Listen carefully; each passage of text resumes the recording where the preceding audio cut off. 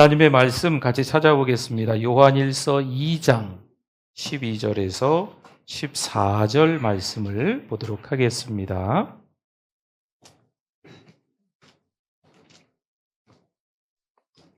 은혜 받으실 하나님의 말씀 요한일서 2장 12절에서 14절 같이 한번 천천히 읽어보겠습니다.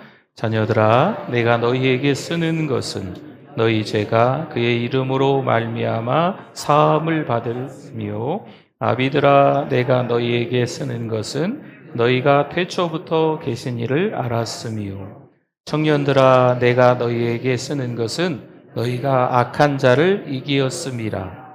아이들아, 내가 너희에게 쓴 것은 너희가 아버지를 알았으며, 아비들아, 내가 너희에게 쓴 것은 너희가 태초부터 계신 이를 알았으며, 청년들아, 내가 너희에게 쓴 것은 너희가 강하고 하나님의 말씀이 너희 안에 거하시며 너희가 흉악한 자를 이기었음이라. 아멘. 우리 잘 나오셨습니다. 우리 옆에 분들 서로 보시고 우리 반갑게 우리 인사하겠습니다. 잘 오셨습니다. 은혜 많이 받으세요.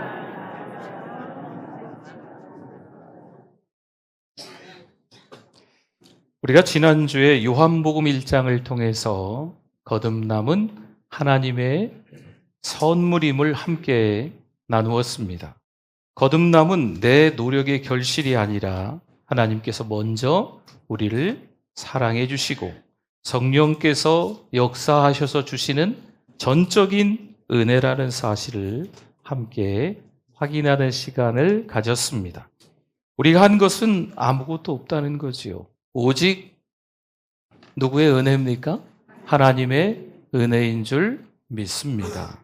그런데 한편으로는 우리가 뭔가는 좀 한 거 있지 않을까라는 생각이에요. 우리가 거듭남에서 한 유일한 일은 구원이 필요할 만큼 죄를 지은 것뿐, 그거는 했다는 거죠. 이 말은 거듭남의 본질이 전적으로 하나님의 주권과 은혜에 있음을 다시 일깨워 줍니다. 그 은혜로 우리는 하나님의 가족이 된 줄 믿습니다. 이전에는 집 밖에서 방황하던 우리가 이제는 아버지의 집 안에서 권리와 사랑을 누리는 영원한 하나님의 아들, 영원한 하나님의 딸이 된 거죠. 더 이상 과거의 죄책감과 상처에 묶여 살 필요가 없습니다. 여러분, 이것이 거듭남의 본질입니다. 한 아이가 어려운 환경에서 자라다가 사랑 많은 가정에 입양되었다고 생각해 봅시다. 여러분, 그 순간 그 아이의 과거 기록은 더 이상 그의 삶을 묶을 수 없습니다. 이제 그 아이는 새로운 집, 새로운 아버지, 새로운 이름 아래서 새로운 삶을 살아갑니다. 거듭남이 바로 그렇습니다. 그런데 성도 여러분, 거듭남은 끝이 아니라 시작입니다. 마치 갓 태어난 아기가 자라야 하듯 영적으로 새롭게 태어난 우리도 우리의 신앙이 점점 자라고 또 강해져야 한다는 이야기입니다. 하나님께서 주신 새 생명을 지키고 시험과 유혹 앞에서도 무너지지 않는 이 내면의 힘이 필요합니다. 하나님은 우리를 단순히 착한 사람으로 고치시려는 것이 아닙니다. 전혀 다른 존재로 하나님의 아들 예수 그리스도를 닮은 사람으로 새롭게 빚어가기를 원하십니다. 이것이 바로 거듭남 이후의 우리 목표입니다. 예수님을 닮아가는 성숙한 삶을 말하는 겁니다. 오늘 우리가 함께 나눌 말씀은 이러한 영적 성장의 단계를 잘 보여주고 있습니다. 사도 요한은요, 어린아이, 다음 청년, 그 다음 아버지의 신앙의 세 단계를 통해 영적 성장의 여정을 설명하며 특히 청년 단계에서 말씀과 믿음으로 사탄을 이기는 삶을 강조합니다. 지난주 거듭남이 이번 주 강함으로 이어져야 함을 보여주는 말씀입니다.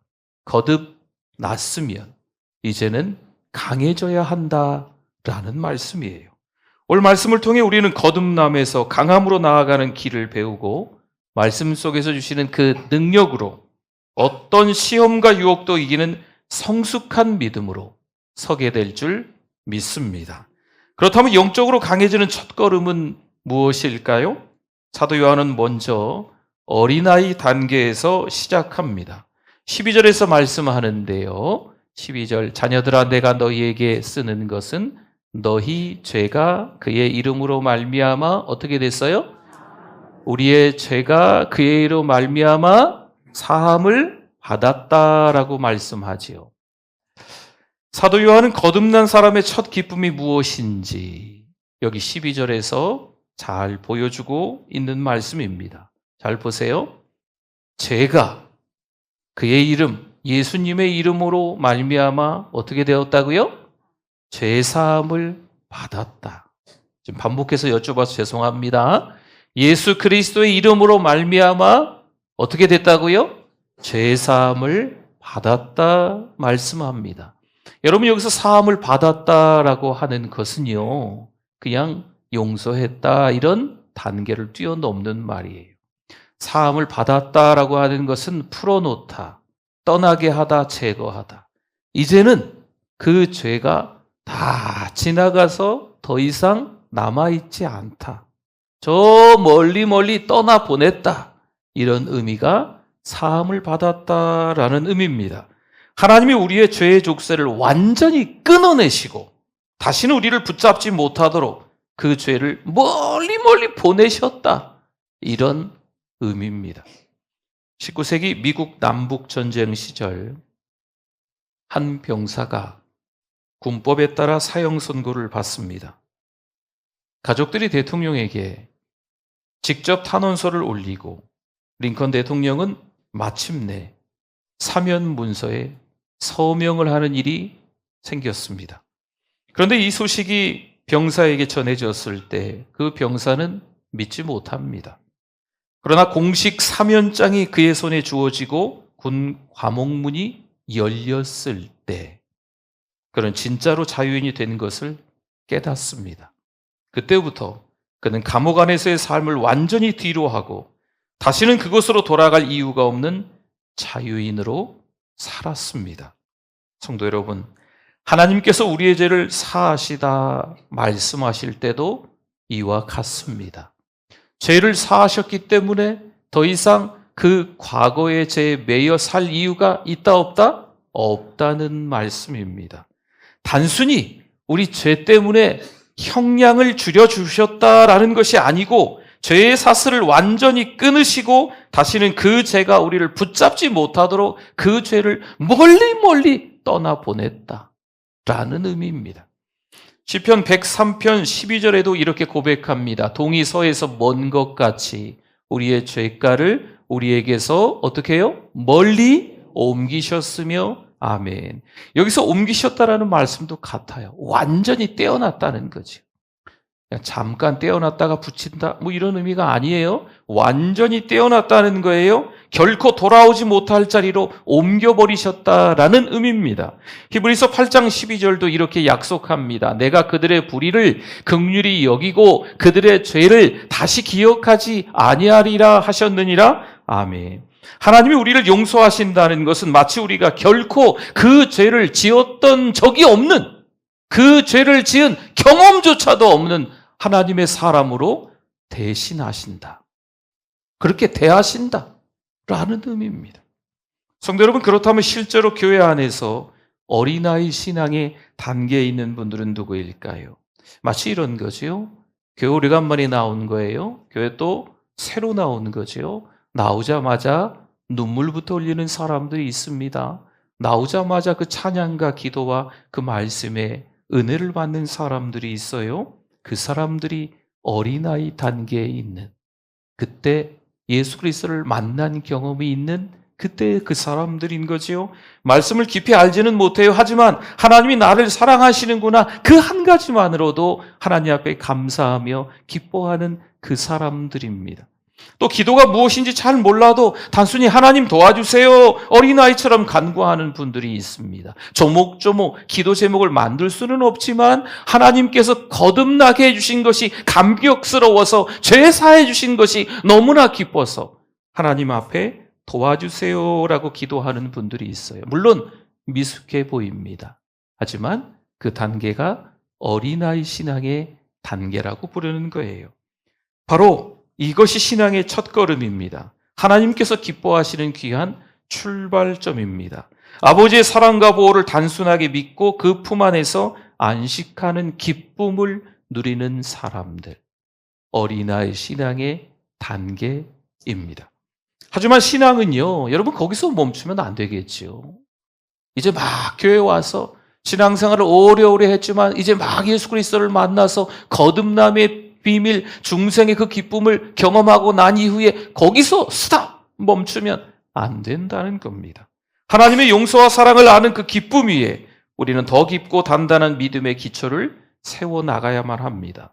거듭남의 기쁨이 씨앗이라면 이제 그 씨앗이 뿌리를 내리는 거예요. 그리고 그 씨앗이 이제 자라나는 거죠. 또 자라나서 열매를 주렁주렁 맺는 겁니다. 그래서 사도 요한은 오늘 우리를 다음 단계로 이끄는데 그 다음 단계가 무슨 단계라고 했습니까? 청년의 단계라고 했잖아요. 이 시기는 하나님의 말씀으로 무장하여 사탄의 유혹과 공격 앞에서도 쓰러지지 않는 그 힘을 기르는 때가 청년 신앙의 단계입니다. 사도 요한은 청년에 대해 이렇게 말하네요. 13절, 14절에 보니까 청년에 대한 말씀만, 노란 부분만 제가 읽어볼게요. 청년들아, 내가 너희에게 쓰는 것은 너희가 악한 자를 이기었음이라. 청년들아, 내가 너희에게 쓰는 것은 너희가 강하고 하나님의 말씀이 너희 안에 거하시며 너희가 흉악한 자를 이기었음이라. 아멘.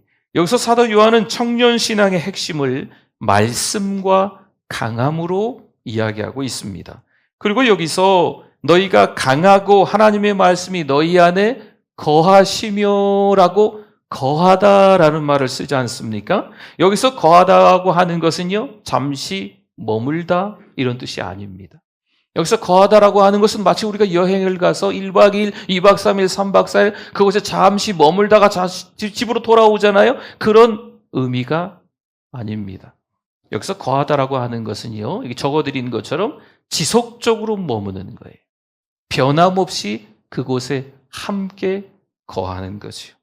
다시 말해서 하나님의 말씀이 우리 마음에 스쳐 지나가는 손님처럼 잠깐 왔다가 지나간다. 하나님의 말씀이 우리 속에 잠깐 한 귀에 들렸다가 한 귀로 나간다. 하나님의 말씀을 들은 것 같아서 좋아 너무 좋아 은혜 받았어. 근데 교회의 문을 열고 돌아가서 집에 가서 가정에 가서 직장에 가서 한바탕 한다.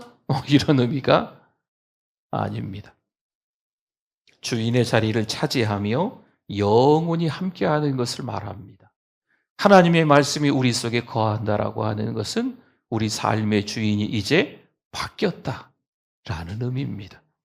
마치 뿌리가 깊이 내려진 나무가요, 계절이 바뀌고 거센 바람이 불어도 흔들리지 않는 것처럼 하나님의 말씀이 우리 마음 깊은 곳에 뿌리를 내리면 우리의 생각을 바르게 세우고 마음을 편안하게 다스리며 삶의 방향을 인도하는 주님의 손길이 된다는 것입니다. 그래서 말씀이 거한다는 것은요, 단순히 성경 내용을 아는 데서 멈추지 않습니다. 어떤 경우는요, 성경 퀴즈나 성경 시험이나 이런 데 보면 아주 잘해요. 성경에 대해서 참 많이 알고 있는 듯합니다. 누가 성경 이야기를 잘 못하면 맞았느니 틀렸느니 하면서 야단법석이지요. 여러분, 여기서 말하는 건 그런 의미가 아닙니다. 하나님의 말씀이 우리 삶 속에 뿌리를 깊이 내리고 있는 거예요. 때로는 성경 지식이 덜할 수도 있어요. 남들은 성경을 많이 읽었는데 나는 성경을 많이 읽지 못해서 잘 모를 수도 있습니다. 그러나 하나님의 말씀이 하루를 살아가고 그 하나님의 말씀이 우리의 생각과 마음을 새롭게 하며 우리 삶의 기준과 가치관을 바꾸어 간다면 여러분, 이게 중요하다는 거예요. 그래서 중요한 선택과 결정을 할 때 그 말씀의 원칙이 우리 마음속에서 자연스럽게 흘러나오고 삶의 방향을 이끌어주는 것입니다. 여러분, 이것이 바로 예수님이 요한복음 15장에서 내 안에 거하라 말씀하시며 제자들에게 원하셨던 내용입니다. 그렇죠. 순간적인 열심이나 감정이 아니에요. 하나님의 말씀 때문에 내가 순간적으로 은혜 받았다. 이 말씀을 의지하고 살아가야 되겠다. 마른 청산 유수처럼 성경에 대해서 많이 아는 것처럼 떠들어대는데 삶은 그렇게 살아가지 않는 거죠. 그걸 이야기하는 게 아니에요. 끊임없이 이어지는 하나님과의 동행을 이야기하고 있는 것입니다. 시편 기자가 이렇게 고백합니다. 시편 119편 11절에 보니까요. 우리 같이 한번 읽어주세요. 내가 주께 범죄하지 아니하려 하여 주의 말씀을 내 마음에 두었나이다. 아멘. 주의 말씀을 내 마음에 두었나이다. 이 표현이 있는데요. 마음에 두다라고 하는 것은요. 마음에 두다. 잠깐 보관하다 이런 의미가 아니고 보물을 간직하는 것처럼 저 깊은 곳에 보관하는 거예요. 뭘요? 주의 말씀을 깊이 보관하는 거죠. 예수님께서도 광야에서 사탄의 시험을 받으셨을 때 3번 모두 기록되었으되라는 말씀으로 대적하십니다. 그렇죠. 말씀을 아는 것이 단순한 성경 지식을 쌓아두는 것이 아니라 실제 영적 전투에서 사단의 속임수와 유혹을 꺾는 강력한 무기임을 보여주는 겁니다. 에베소 6장 17절 말씀에도요. 구원의 투구와 성령의 검, 곧 하나님의 말씀을 가지라. 아멘. 성경은 읽는 책이 아니라 싸움에서 승리하게 하는 검입니다. 물론 성경을 다독할 수 있어요. 성경을 정독할 수 있어요. 그런데 그 말씀을 읽고 난 이후에 다 잊어버리고 우리의 삶과 무관하게 살아간다면 안타깝죠. 여러분, 하나님의 말씀을 다독하셔도 되고 정독하셔도 되는데 우리 이 말씀을, 하나님의 이 말씀을 우리 마음 깊은 곳에 잘 보관하셔서 말씀대로 살아가실 수 있기를 소망합니다. 여러분, 청년 단계 신앙은요, 바로 이 무기를 제대로 사용할 줄 아는 시기예요. 하나님의 말씀을 마음에 잘 담아두어서 이 무기를 영적 전쟁에서 잘 사용해야 된다는 거죠. 무기는 있는데 사용할 줄 몰라요.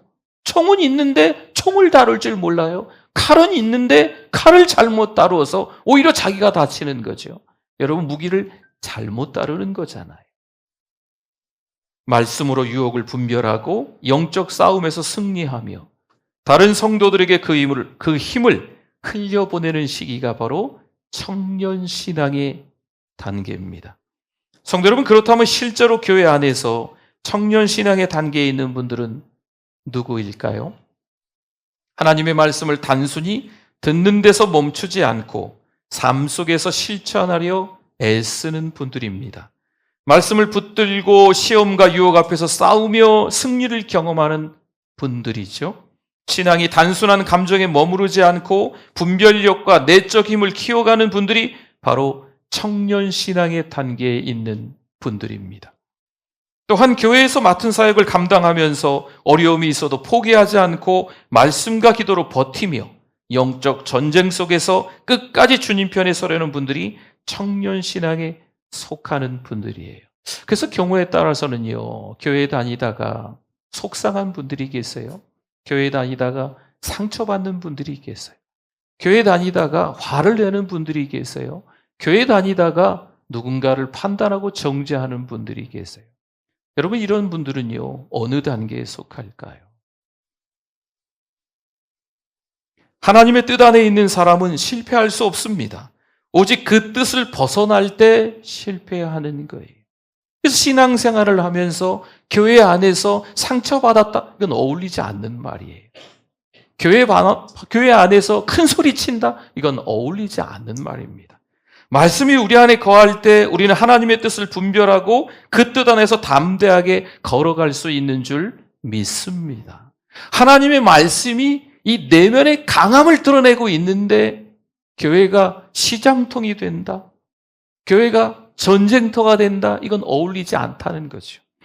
이 힘은요, 저절로 생기지 않습니다. 말씀과 기도의 시간을 통해 하나님과 깊이 교제할 때 그 힘은 점점 단단해지고 흔들리지 않는 믿음으로 자라나는 겁니다. 여러분, 청년의 신앙이 이렇게 내면의 강함을 갖추게 되면요, 다음 단계로 나아가게 돼요. 그것은 단순히 싸움에서 승리하는 것을 넘어 하나님 자신을 깊이 알고 그분과 동행하는 삶입니다. 이제 사도 요한은요, 우리를 아버지의 신앙 단계로 초대합니다. 13절을 한번 볼까요? 아비들아, 내가 너희에게 쓰는 것은 너희가 태초부터 계신 이를 알았음이요. 아멘. 사도 요한은 아버지 단계 신앙이 단순한 지식이 아니라 하나님을 인격적으로 깊이 아는 것임을 강조합니다. 여기서 안다라고 하는 표현은요, 알았다라고 하는 표현은요, 그저 단순한 지식이나 정보 차원의 알미 아닙니다. 여기서 안다라고 하는 것은 경험을 통해 체험적으로, 인격적으로 깊이 아는 것을 뜻하는 말입니다. 때로는 교리책에서 배운 하나님이 아니라 삶의 모든 계절 속에서 함께 하신 하나님을 직접 만나는 거지. 내가 힘들었는데, 내가 어려웠는데, 내가 속상했는데, 참 세상 속에서 힘든 유혹들 때문에 어려웠는데 그때 하나님을 경험한 거죠. 그때 하나님이 나와 함께 하시는구나. 그때 그 하나님을 신뢰하는 경험을 한 거예요. 그러면 그 하나님을 안다. 이렇게 표현할 수 있는 거죠. 때로는요, 인도하심과 위로, 때로는요, 징계와 훈련까지도 살아있는 경험으로 하나님을 알아가실 수 있는 우리 모두가 되기를 바랍니다. 성도 여러분, 그렇다면 실제적으로 교회 안에서 아버지의 신앙 단계에 있는 분들은 어떤 분들일까요? 말씀과 기도를 오랫동안 붙들며 삶의 여러 계절 속에서 하나님을 깊이 경험해 온 분들입니다. 응답이 늦어도 조급해하지 않고 기도의 방향이 자신의 뜻과 달라도 불평하지 않으며 하나님이 언제나 가장 좋은 길로 인도하신다는 그 사실을 삶으로 배운 분들이 바로 아버지의 신앙에 서 있는 분들입니다.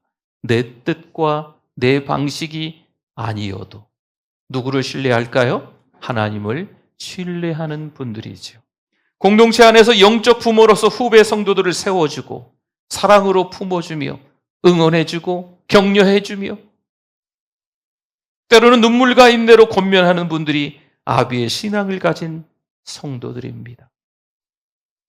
성경 몇 군데 보면 서로 돌아보아라는 말씀이 나옵니다. 서로 돌아보아. 여러분, 주변, 왼쪽을, 오른쪽을, 앞을, 또 뒤를 이렇게 돌아보는 걸 서로 돌아본다고 하잖아요. 부모님들이 그 어여쁜 자기 자식을 바라볼 때, 지금 오늘 유난히 우리 유아부실에 사람들이 많이 모여 있는데, 네. 유아부실 제 목소리 들려요? 네. 유아부실 제 목소리 들립니까? 네. 아이가 하나 있으면요, 그 아이가 너무 이쁜 거죠. 그 아이를 바라보는 눈빛. 우리 할머니, 할아버지들이 자기 손자, 손녀를 바라볼 때 어떤 눈빛으로 봅니까? 아이고, 미워 죽겠네. 이러고 볼까요? 자기 자식이 자식을 낳은 거잖아요. 얼마나 이쁘고 사랑스러워. 여러분, 서로 돌아본다라고 하는 것은 그 눈빛이 있는 거예요. 우리가 신앙으로 살아갈 때, 하나님이 주신 은혜가 있을 때 서로 돌아보면은요, 그 은혜가 그대로 바라보는 것만으로도 전달이 돼요. 참 놀랍죠. 자식이요, 부모가 나를 사랑한다는 걸 알아요.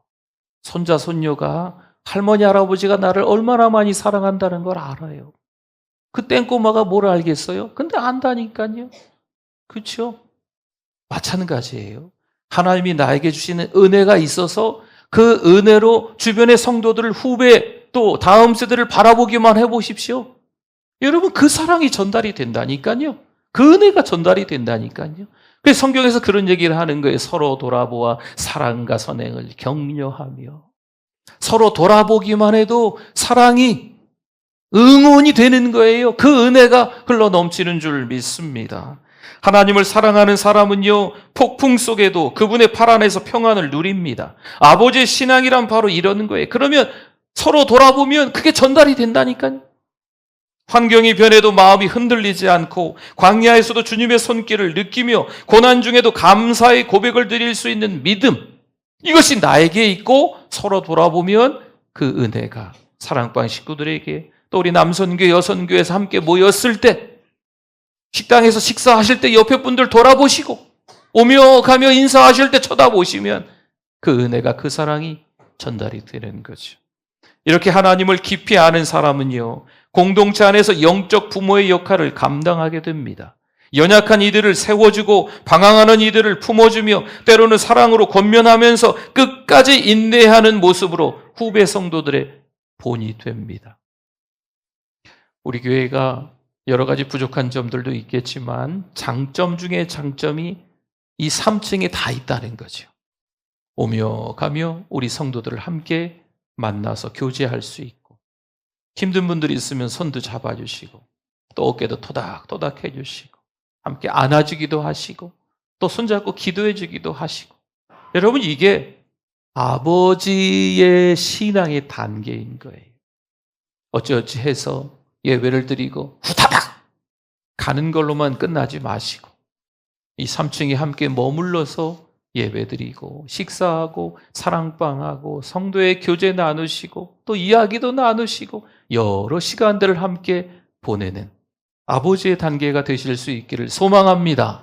히브리서 5장 14절에서 이렇게 말씀을 하고 있어요. 단단한 음식은 장성한 자의 것이니 그들은 지각을 사용함으로 연단을 받아 선악을 분별하는 자들이니라. 아멘. 아버지의 신앙은요, 바로 이런 장성함을 보여주는 신앙입니다.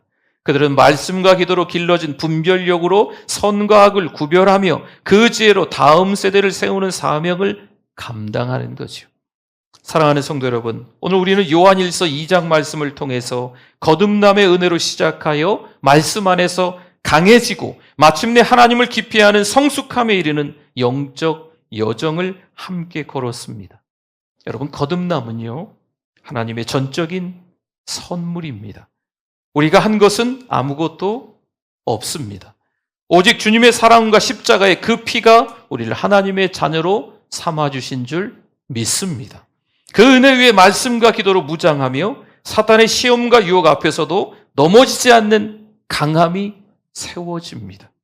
그리고 그 길 끝에서 우리는 하나님을 더욱 깊이 알고 사랑하며 다른 이들을 세우는 영적 부모로 서게 되는 거지요. 혹시 지금 여러분의 신앙이 어린아이 단계에 있으십니까? 이제 막 교회 오는 게 기쁜 거죠. 거듭난 그 은혜가 있는 거예요. 근데 하나님의 말씀을 깊이 묵상하지 않으면 때로는 마치 우리 어린아이처럼 우리 기분 따라 할 수 있어요. 속상할 수 있고 상처받을 수 있고, 어떤 경우에는 누군가를 응원하고 격려하는 게 아니고 누구 탓으로 돌릴 수 있고 누구를 판단할 수도 있습니다. 그래서 첫사랑의 기쁨을 간직하고 말씀으로 한 걸음 더 가까이 나아가는 게 필요합니다. 이미 청년의 열심으로 달려가고 계신다면 이제는 더 깊은 교제 속에서 하나님을 더욱 가까이 알아가실 수 있기를 바랍니다. 여러분, 청년 신앙의 단계에 있는 분들은요, 교회 곳곳에서 믿음으로 승리하시는 분들이에요. 그리고 아버지의 신앙에 서 계신 분들은 여전히 주님께서 맡기신 또 신앙의 후배 세대를, 다음 세대를 세우고 돌보는 사명을 끝까지 아름답게 이어가실 수 있기를 바랍니다. 아버지의 신앙의 단계에 있는 분들은요, 자꾸 주변을 좀 돌아보시면 좋겠어요. 때로는 교회에 편찮으셔서 못 나오시는 분들, 병상에 있는 분들, 또 남선교회 신방팀에서, 여선교회 신방팀에서 아버지의 신앙의 단계에 있는 분들이 또 그분들을 좀 돌아보시고 연락도 하시고, 또 교회에 오셨는데도 불구하고 교회에서 힘든 시간들을 보내는 분들도 보면 아시거든요. 있어요. 교회는 왔는데 얼굴이 우거지상인 거죠. 교회는 왔는데 나 뭔가 문제가 있어, 이렇게 티내는 분들이 있어요. 누가 필요할까요? 아버지의 신앙의 단계에 있는 분들이 필요해요. 그분들에게 다가가 주시는 거죠.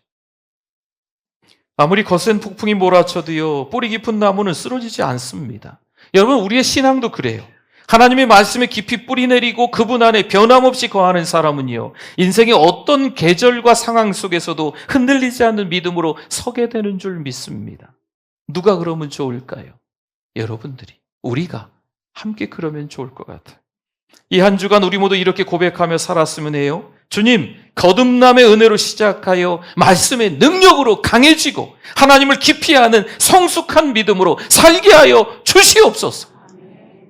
성도 여러분, 이 고백이 우리의 발걸음을 붙들고 가정과 직장과 교회 안에서 살아있는 간증이 다 되실 수 있기를 소망합니다. 아멘. 우리 같이 말씀을 기억하면서 주여 한번 부르짖고 기도합니다. 주여, 하나님 아버지 은혜를 감사합니다.